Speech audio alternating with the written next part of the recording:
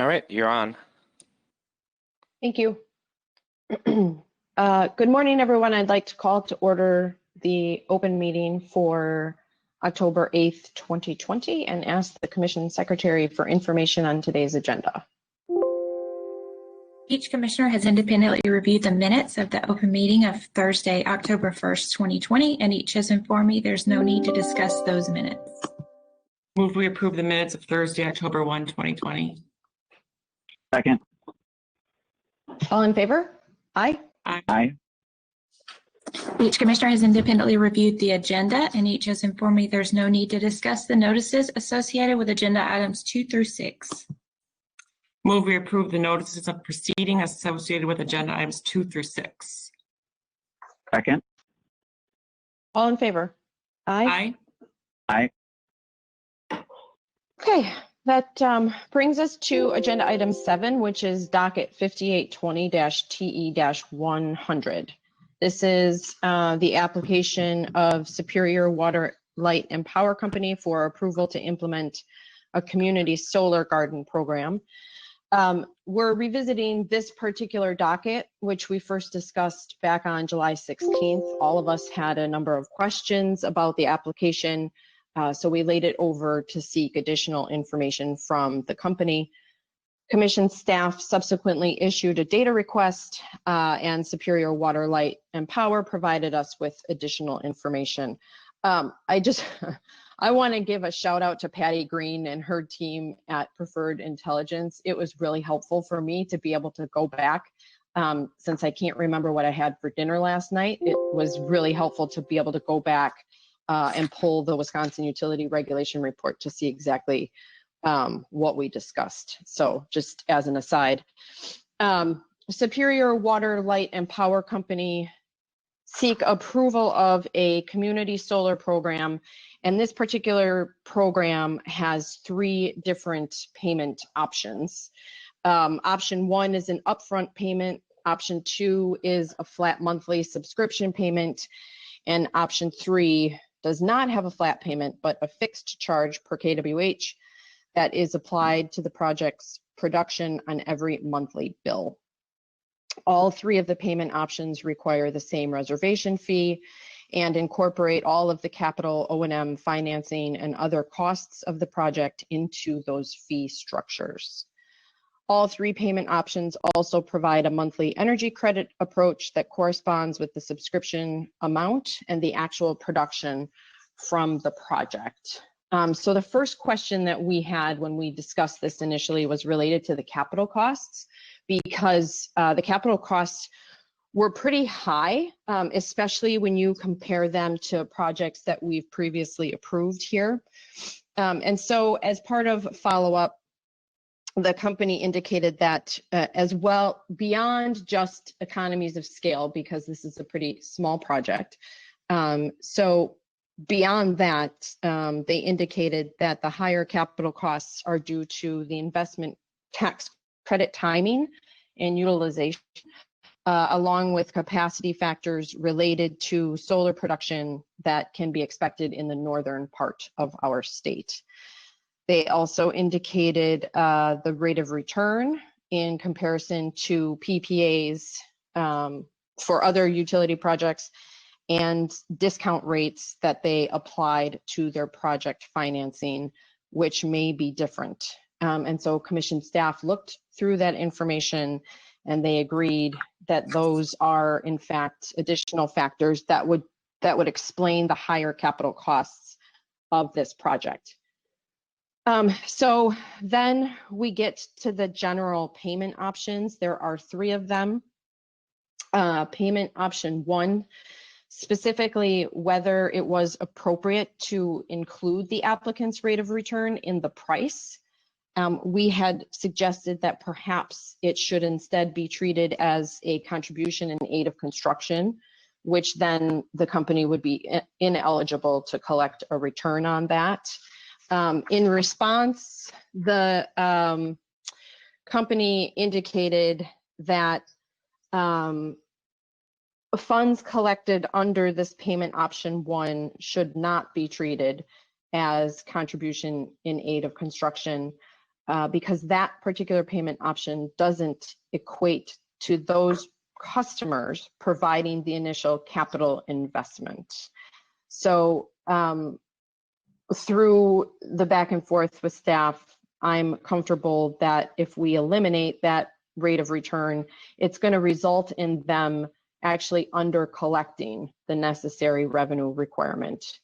And so while it's unique, I do think that the way they've calculated it is appropriate, and it's traditional, as staff indicated in our memo. Staff agrees that the methodology that they've used to calculate the rate is consistent with traditional cost recovery principles, and that there is not a risk of subsidization when we look at that. So I don't know if you guys want to have any, if you want to talk in general about this, or if we just go right through to the payment options, because really now we start to get into the payment option 1, 2, and 3. So I don't know if you guys want to jump in, or do you just want to go to the payment options? I'm fine going through them. I can address that part. That was not a major concern of mine last time, and I'm satisfied with their answers on that. So on the including a rate of return, I think it is justified here. Okay, Commissioner Huebner. Yeah, I wanted to thank the applicant here and the staff for diving into these questions. I know we had many questions, and again, wanted to thank them for elucidating the details. And as it relates to this particular one, I think their response in their data request that describes how they have a discount rate that is matching the rate of return, and so how that effectively for this option 1, when you multiply the subscription price by the total number of subscriptions or the total number of blocks, it basically totals right back to that upfront capital amount, which to me says, you know, if every single customer does option 1, you know, there will be sufficient to build this project, but there won't be, you know, a long-standing return to the company for that model. If everybody does option 2 or option 3, then they would appropriately get a return for putting their capital up. So I was really satisfied. I thought that answer really answered my big question on this. So with that, I'm ready to jump into the specific alternatives. Thanks. Okay, great. So there's another part of the payment options just specific to payment options 1 and 2, and that's how the credit is calculated. So in response to our questions, the company indicated that there's an ease and a simplicity of crediting customers using the full retail rate. And they went on to explain that the retail rate credit will actually be less than the levelized revenue requirements of the project. And so we had talked about, for comparison, other community solar programs, and in particular, commission staff notes that NSP and Wisconsin Power and Light use the embedded costs, not the full retail rate. However, as staff pointed out, we could accept this credit calculation on the basis that this proposed program is different enough from those other utility programs. And that I thought they came up with a very good suggestion, and that is we can accept these payment options. It's such a small program, but if the company proposes to expand the program in the future, we could require the company to submit a study. They could submit a study on whether or not embedded cost might be better rather than the full retail rate for credits in the future.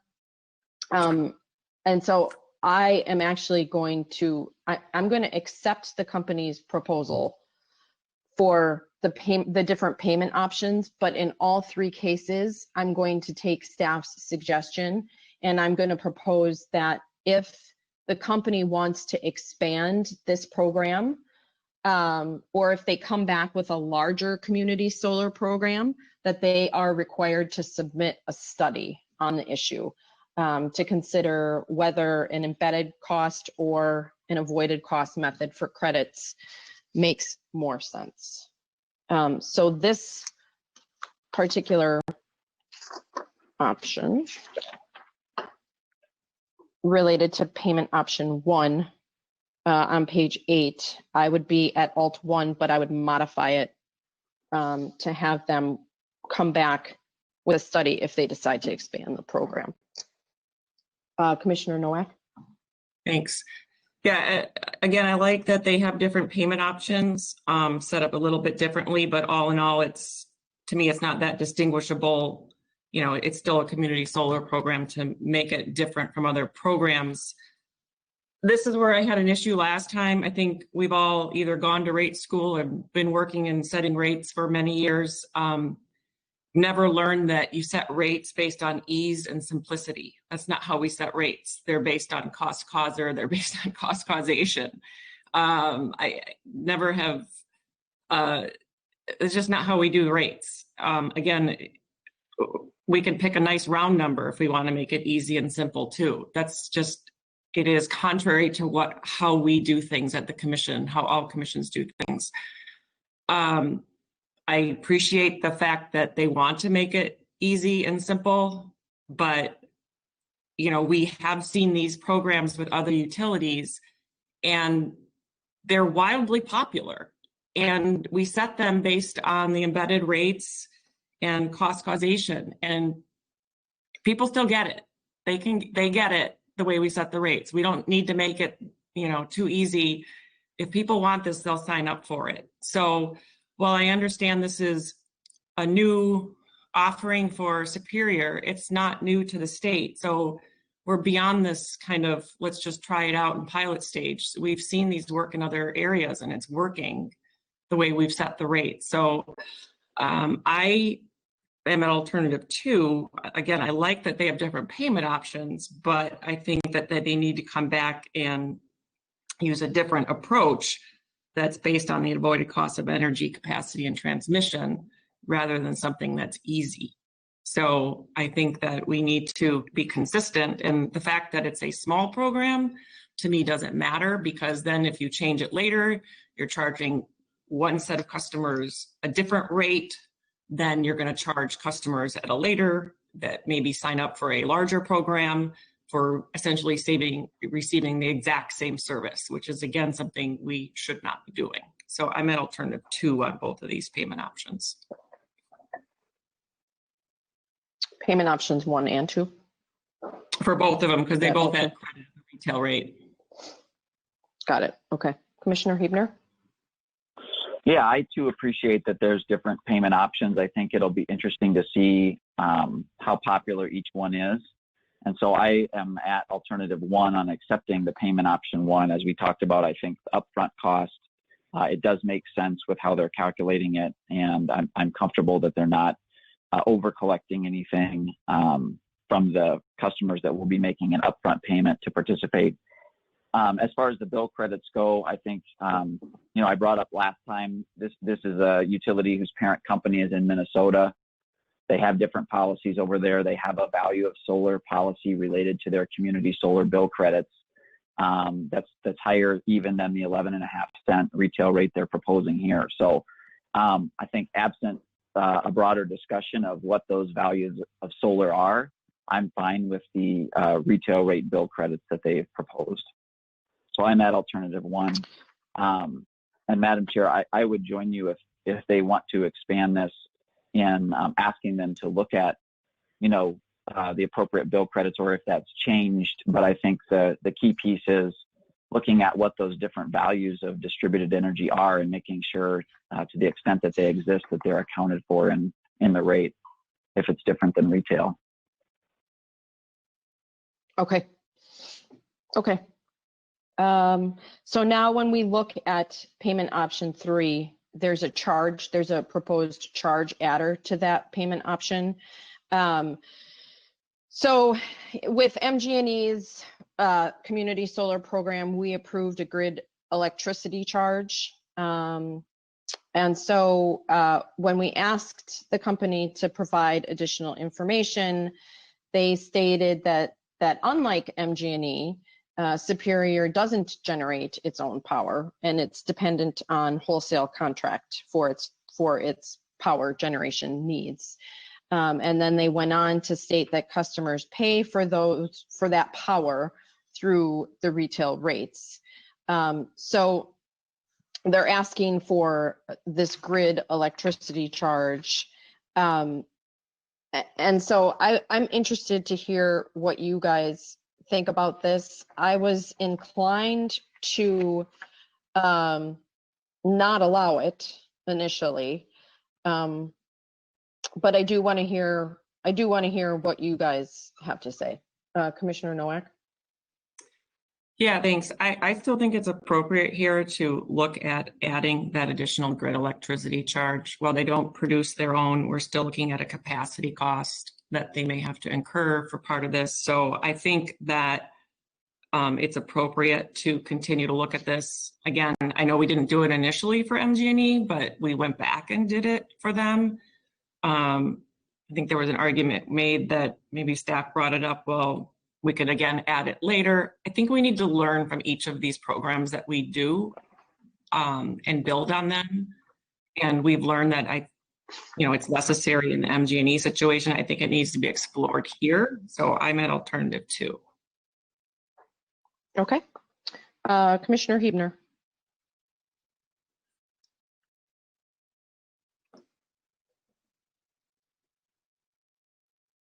Thanks. Yeah, my inclination was again, because of the small size of the pilot, because that history we had with MG&E when they first proposed it, there wasn't this charge added. But when they wanted to scale it, when you're going from a 0.5 megawatt up to, I think it was 3 megawatts in the case of MG&E, here we're again at that about 0.5 megawatt. It's quite small compared to Superior's capacity needs and load, that we're not in a situation, I don't think, where there's going to be problems caused, upstream related to capacity needs or stranded costs or anything like that was sort of contemplated with the previous one. So I was fine with alternative 1 here, except the payment option 3, and with the fixed charge of 14.3 cents per kilowatt hour. To me, it's that's the number that equates to the participants in this project paying for their share of the community solar project, nothing more and nothing less. And I think if we want to look at the grid electricity charge, there was a lot of consternation about how that was set last time and whether that was calculated correctly. So I think you got to turn the screws a little bit tighter to understand it's not just the case that half of your load is needed if you're half on solar, and so you need to pay a half of your capacity value somewhere else. You have to go a lot deeper on the analysis to figure out when is the solar producing, what are you contributing? If you're part of that solar, if you contributed to making that solar garden happen, how does that solar garden's production compare with the needs of that utility on peak when they're actually being charged, when their MISO reserve capacity is coming into play for those peak needs, and what contribution do you have in those hours? It's not just that solar can't provide all your usage. It's a little more complicated in my view. So with that said, I'm at alternative 1. Okay, do you think it's necessary, if we go with alt 1, to require that same type of supplemental information should they choose to expand the program, or are you fine with just maintaining it as is? I'm fine with maintaining it as is, but this is an issue. We've got an open docket on these related issues. I think they're all interrelated. It's not specific to Superior. It's a much more holistic view of how we're going to treat parallel generation, distributed energy resources, demand response. It's all sort of playing up into the same question of how does that get credit through the utilities and at the MISO level for providing capacity when it's needed. So I don't know that a a study specific to Superior is going to answer the questions as much as the holistic view of how the grid is changing. Okay. Okay. I will join you at alternative 1, just exactly the way that it's written. Then we move on to the project accounting treatment. This we had talked about back in July, and I think we were all on the same page. And I believe that the company was okay with this as well. So I was at Alt 2, where I would accept their proposed accounting treatment, but direct them to use staff's recommendation that a part of that the gross plant be placed into the account 341. So I'm at alternative 2. Commissioner Nowak? Yeah, I agree. Yep, I'm at alternative 2 as well. Okay. Then for reporting requirements, I was at Alt 2. I would accept their proposed annual reporting requirements with the additional reporting on the prior year monthly project production and calculated monthly and annual capacity factors. So Alt 2. Commissioner Nowak? I agree. Yep. Commissioner Huebner? Yep, Okay. I'm at alternative 2. And then our final decision is whether or not to accept it. So I'm at Alt 2. I would accept it with pursuant to our discussion. So that's Alt 2. Commissioner Nowak? Well, I would accept it with different modifications. So I guess I'll be at just a no.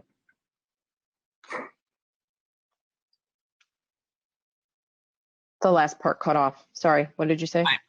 I would accept it under different modifications, so I'm not in the same spot. Okay. Commissioner Huebner? Yeah, I was at alternative 2 with the modifications as we discussed. Okay. Okay. Giving Commissioner Nowak is at Alt 3 then for that last alternative. Commissioner Huebner. I don't accept the. Yeah, I mean, I just would accept it. I would make a different motion, so I'm not in agreement with alternative 2. So I guess I'm at alternative 3. Right. So I think that leaves you as alternative 3 denying. So Commissioner Huebner, when the chair is ready, you will need to make the motion. Sure. Are you ready? Ready.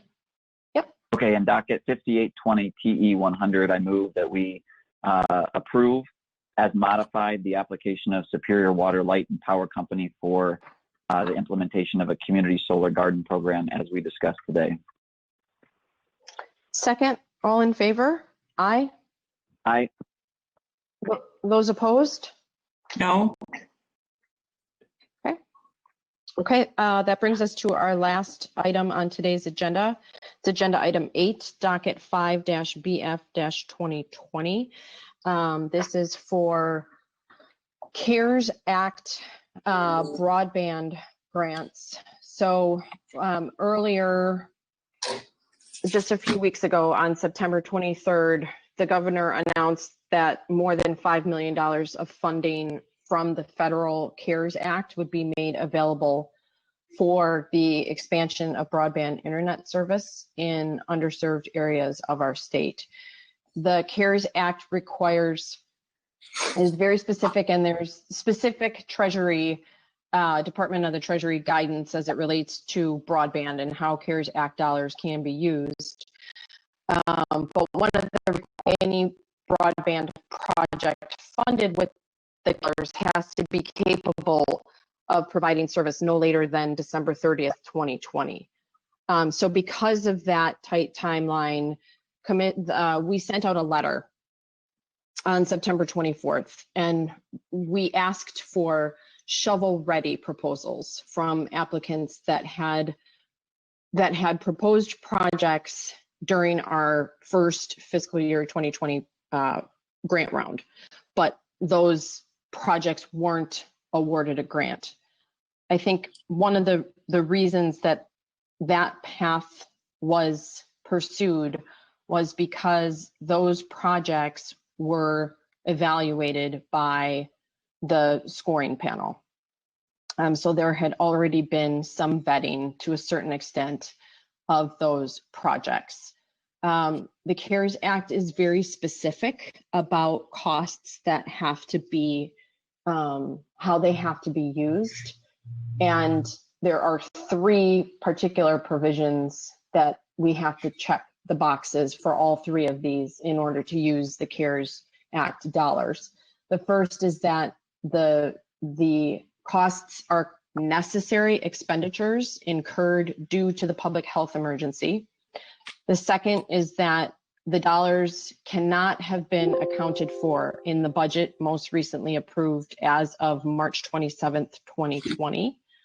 And finally, the costs have to be incurred between the period of March 1st, 2020 and ending on December 30th, 2020.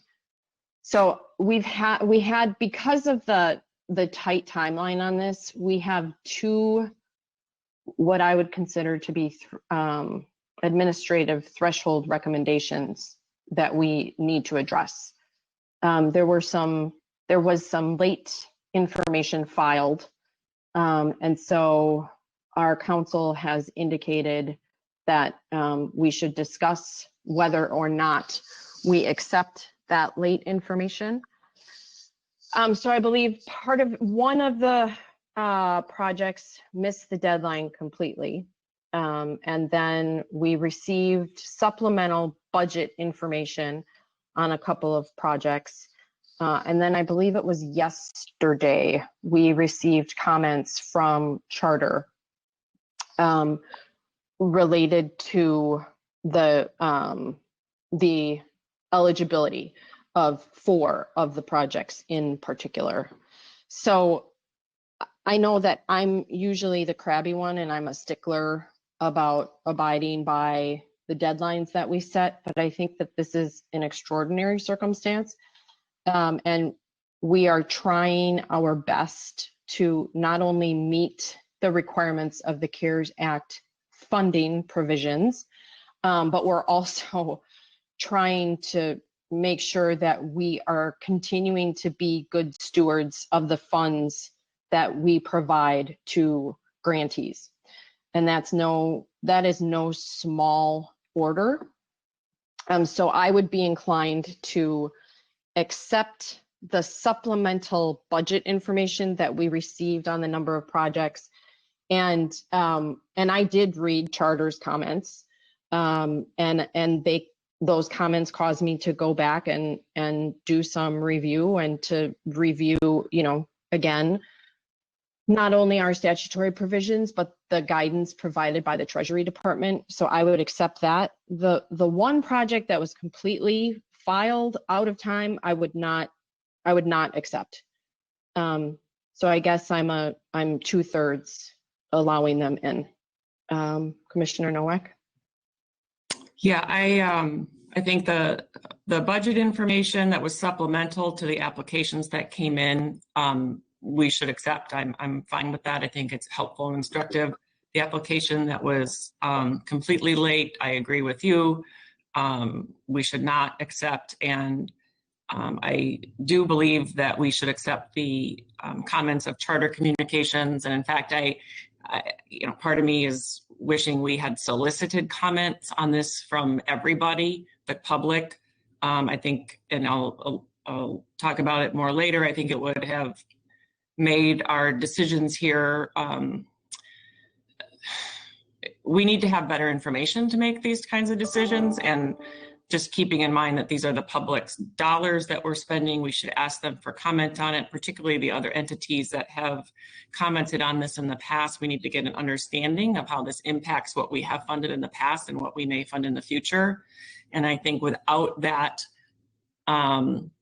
opportunity for others to comment on it, we are making a decision somewhat in the dark here. So I definitely would accept these comments from Charter, and I think we should also seek other comments before making decisions on this. Okay, Commissioner Huebner.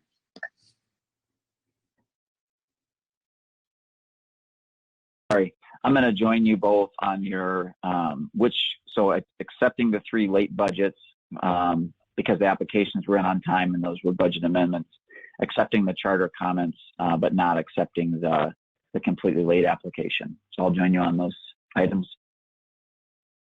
Okay. So then as we go through, I already indicated what the requirements are under the CARES Act. And it's very specific. The guidance that I referenced before is quoted in our memo.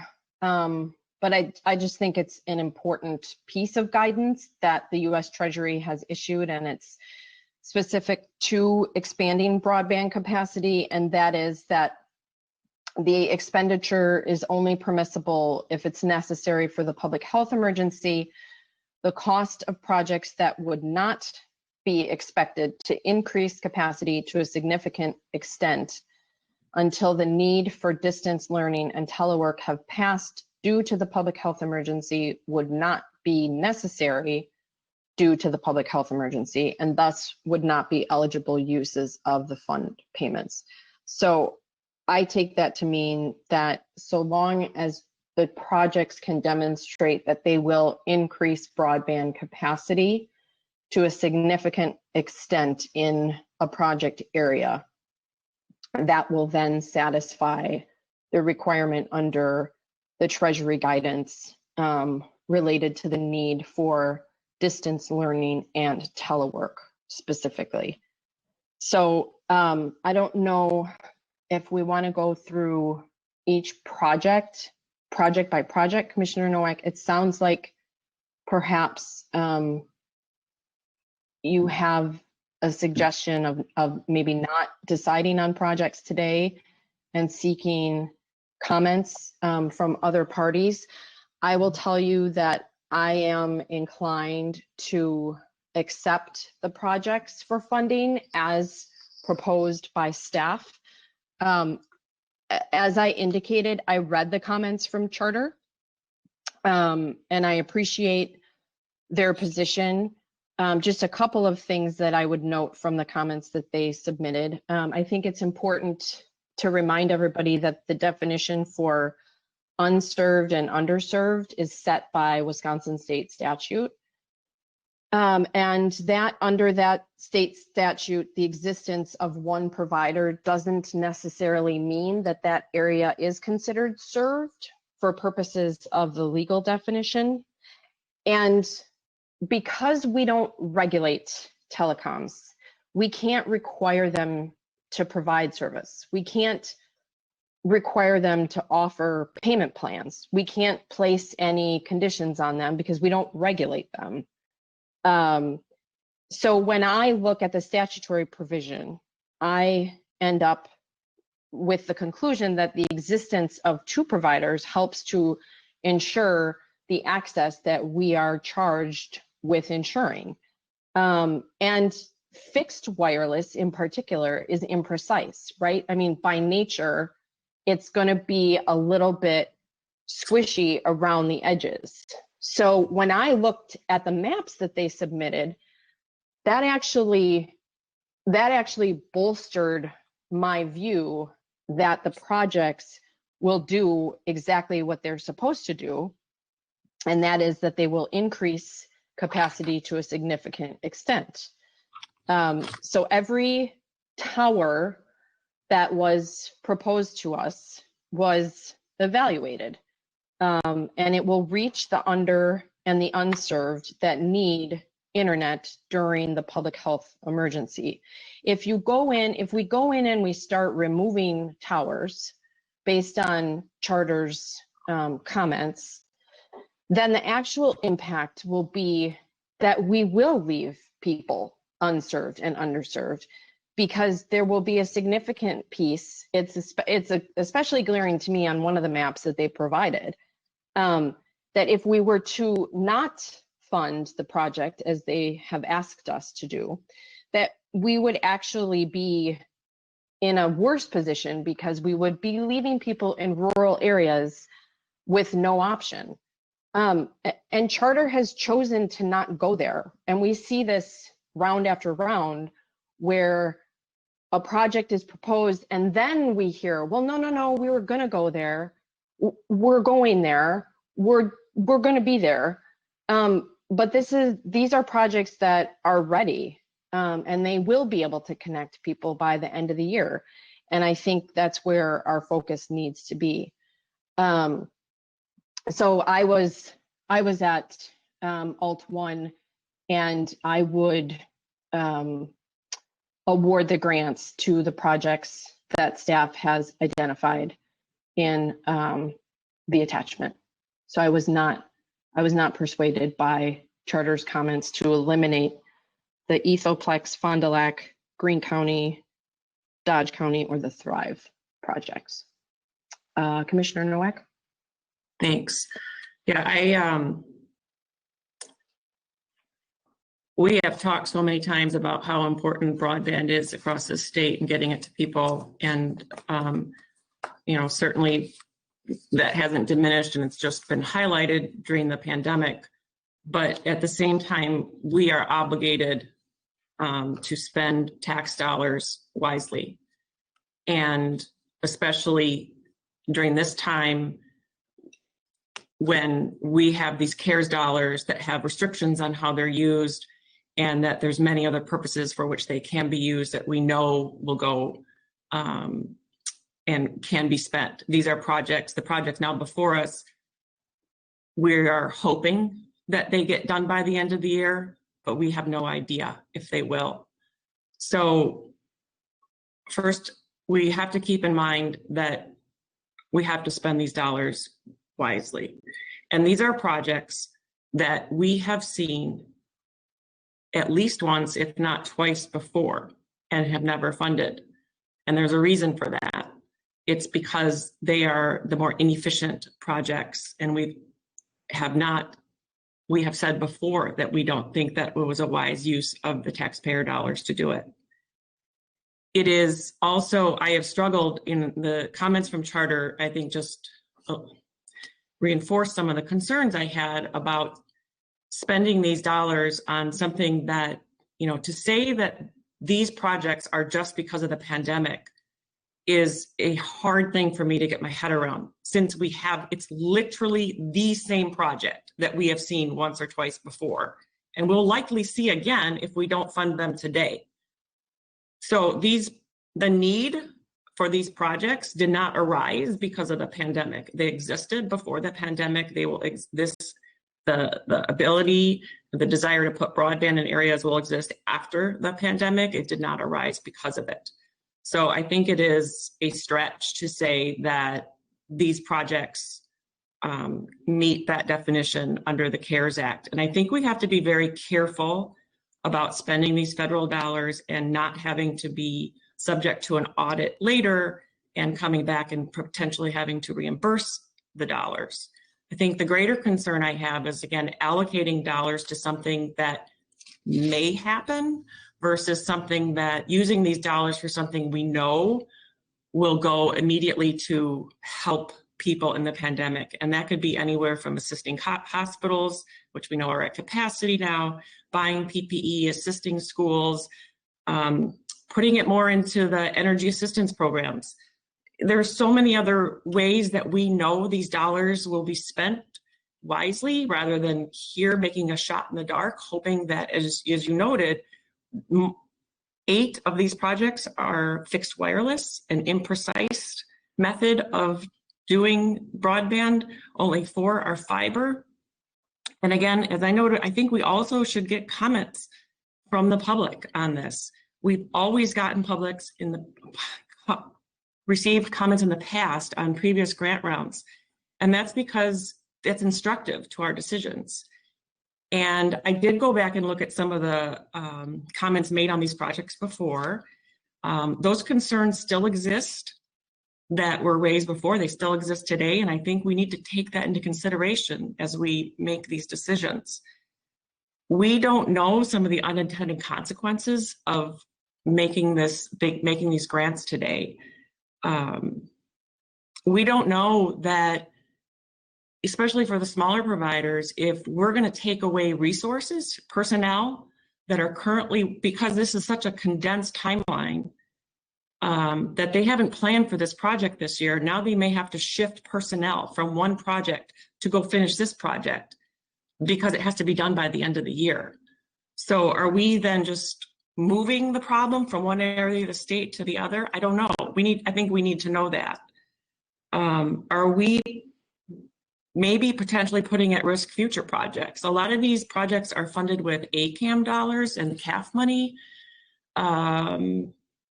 Is it going to cause a company to maybe pause and say, I'm not sure then if the future, maybe we can spend our ACAM or CAF money somewhere else in the future? And that's usually spent on the fiber, that's spent on the more precise nature of broadband that we like to see. And always the biggest concern is, are we duplicating service? Comments that we've received in the past on this is that we are. So I think that I really want, I feel for the people who are struggling with the distance learning and the telehealth, but we are hoping this works here. And I just don't think that our obligation isn't to hand out tax dollars and hope it works. I think we need to have a little more information and make sure that we're making decisions that will work. And we're not unnecessarily allocating dollars that we know can go somewhere else and be of value. So I think we need to send these out for comment. I think we need to take another look at what we're doing here. The speedy nature of this is not, makes a bad decision making. We've had this for less than a week. The CARES money has been available since late April, I think.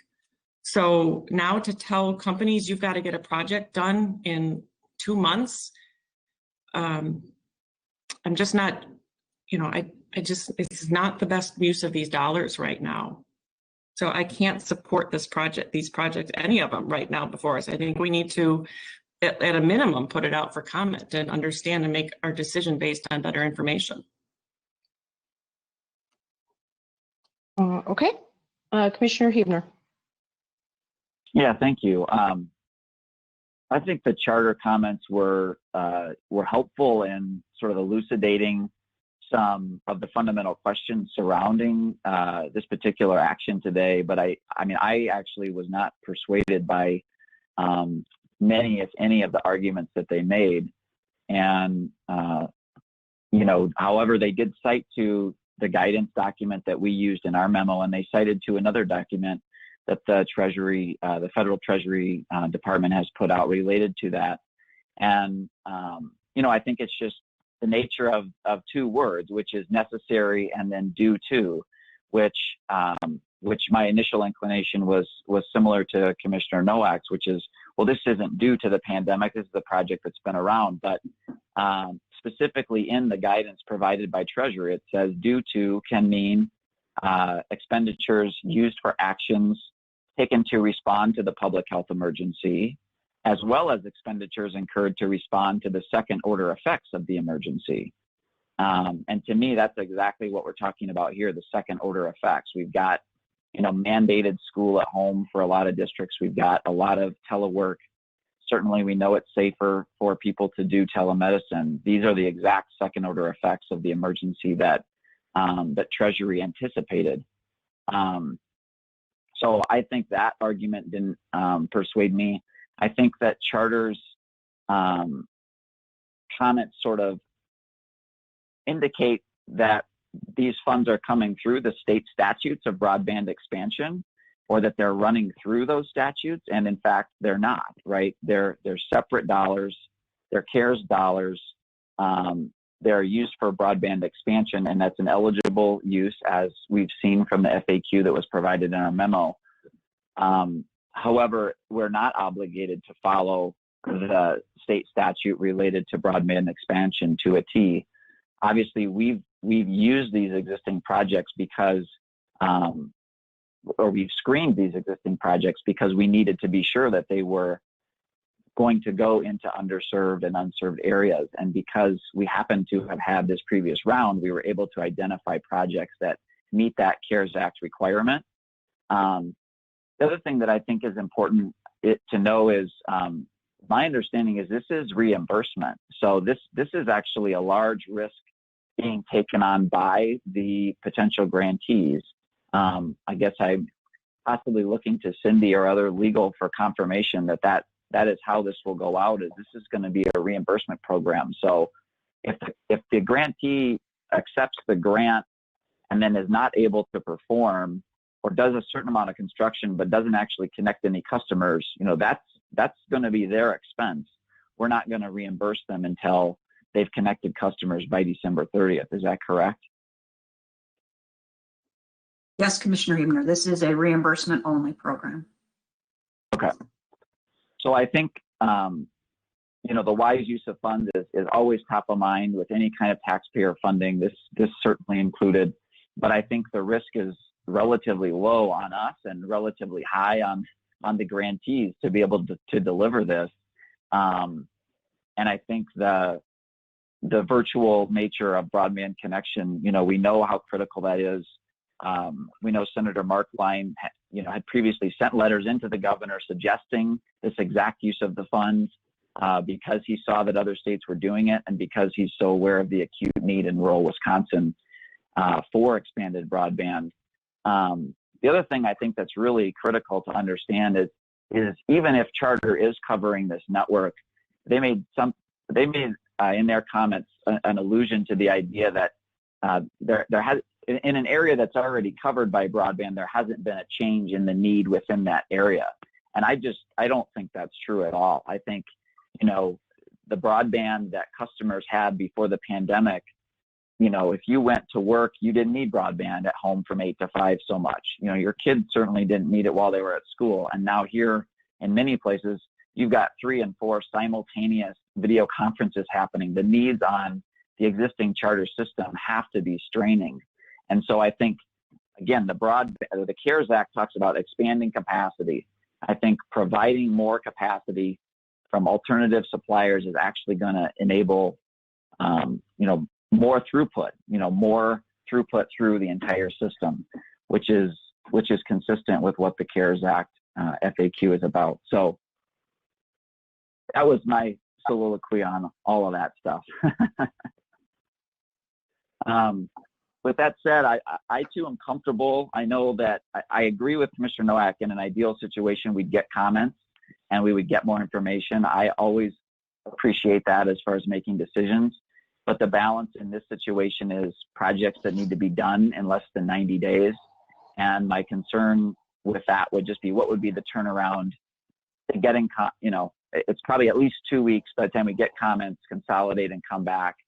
And with 80 some days to go, a 14-day delay may actually prevent some of these projects from getting done, especially as you think about, when the frost is going to come as far as construction season comes and making sure that you get this stuff done before the snow flies. So I'm leaning on our staff. We have a great broadband office. I'm leaning on our staff. They've presented these.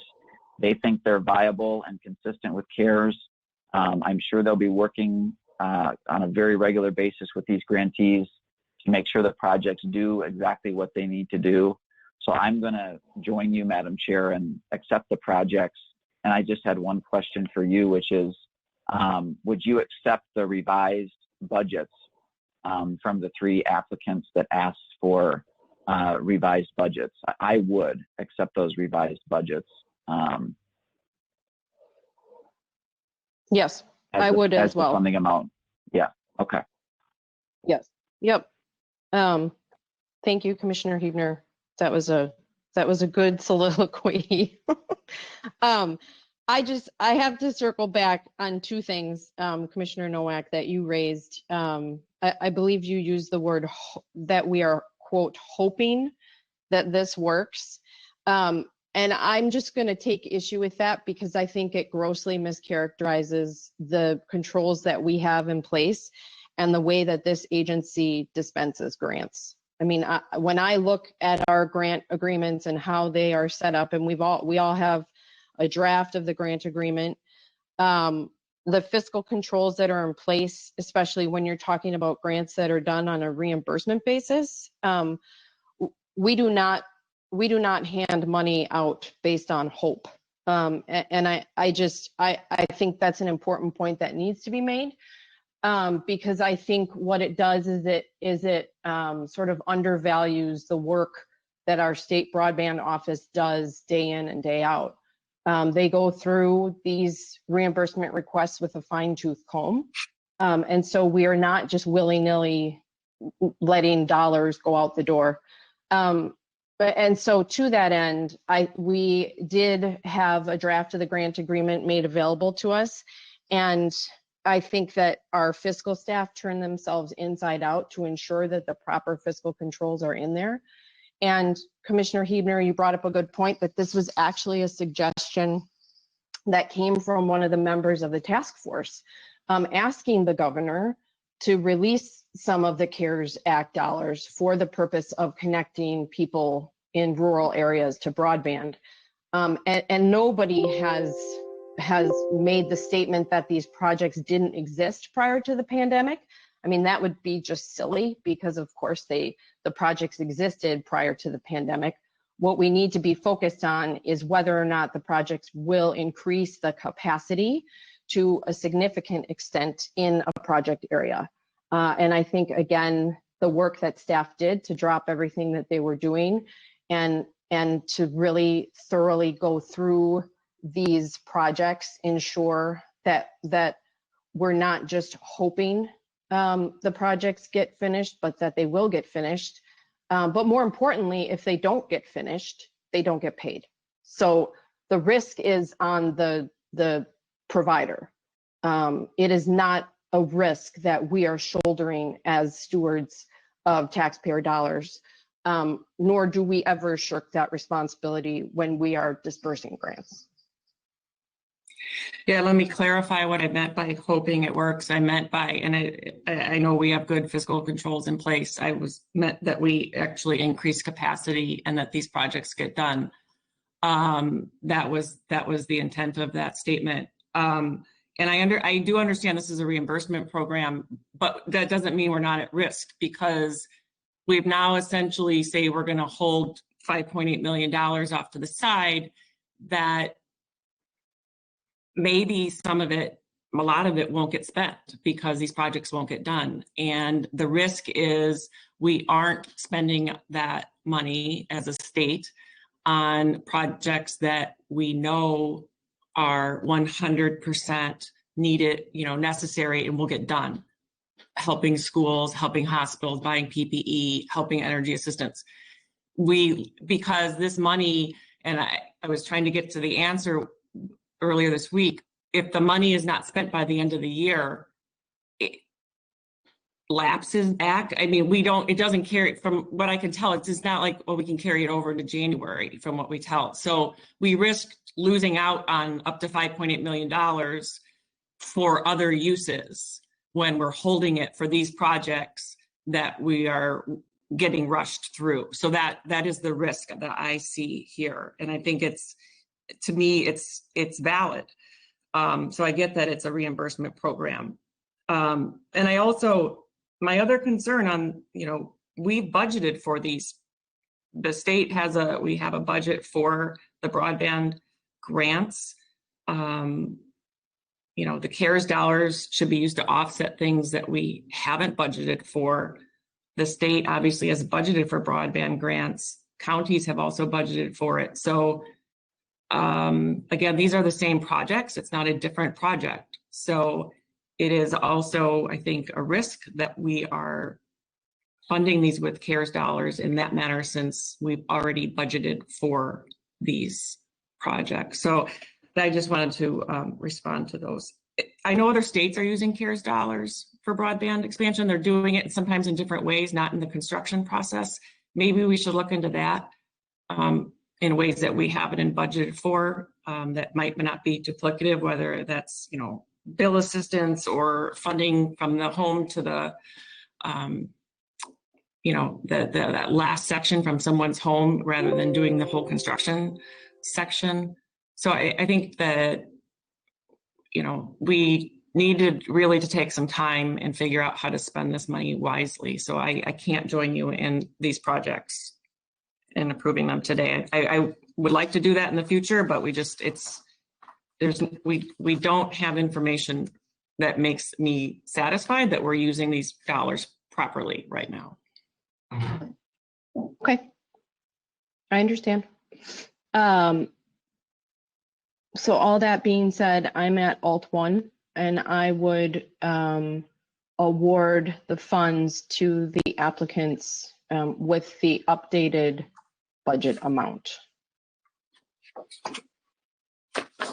Commissioner Nowak, I understand you do not I'll be agree. at 2. Yeah, I guess it's Alt 2. Yeah. Okay, Commissioner Hebner? Yeah, I will join you, Madam Chair, at Alt 1 with the updated budgets. Okay. Okay, then Commissioner Hebner will need a motion, please.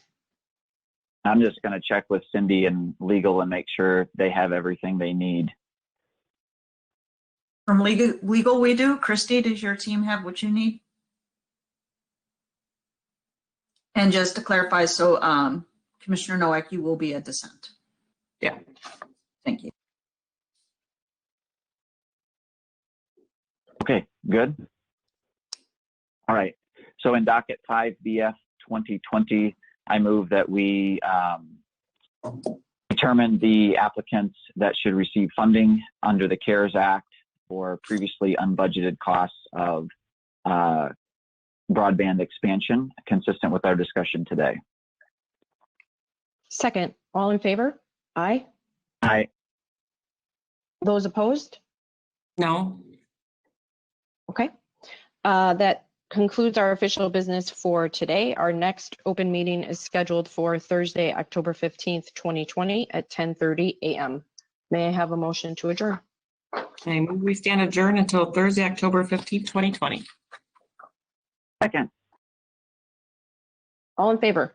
Aye. Aye. Aye. Okay, we're adjourned. Thanks, everyone. Bye-bye. Have a good day.